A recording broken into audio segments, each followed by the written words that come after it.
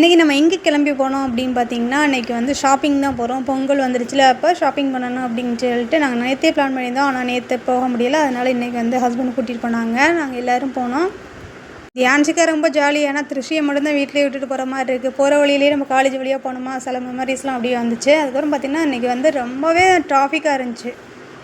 வழக்கம் போல் ஒரே கடைக்கு ஆனந்தத்துக்கே போகாமல் இன்றைக்கி வந்து வேறு கடைக்கு போனோம். கலெக்ஷன்ஸ்லாம் சூப்பராக இருந்துச்சு. விலையுமே ரொம்ப கம்மியாகவே இருந்துச்சு. நம்ம வந்து ஆனால் மற்ற கடையிலலாம் ₹100 குறைங்க, ₹50 குறைங்க அப்படின்னா குறைச்சி கொடுக்க மாட்டாங்க. ஆனால் அந்த கடையில் சொன்னோன்னே அண்ணன் ஒரு ₹50 குறைச்சிருங்க அப்படின்னு சொன்னால் உடனே குறைச்சிக்கிட்டாங்க. பரவாயில்ல, நல்ல அண்ணனாக இருக்காங்க. அப்படியே எப்பயுமே வந்து ஹஸ்பண்ட் வந்து ராமநாத் கூப்பிட்டு வந்தாங்கன்னா பெஸ்ட் மேம் கூட்டி போயிடுவாங்க. அதே மாதிரி தான் அன்றைக்கி போயிட்டு எக்கு பப்ஸு, காளான் பப்ஸு அப்படி இப்படின்னு வாங்கிட்டு சாப்பிட்டு பாதாம் பால் எல்லாம் நிறைய வாங்கி சாப்பிட்டுட்டு அப்படியே நம்ம வந்து ரிட்டர்ன் கிளம்பியாச்சு. இன்றைக்கி ரொம்ப நேரம் ஷாப்பிங் பண்ணல, சீக்கிரமே முடிச்சுட்டு வந்தாச்சு.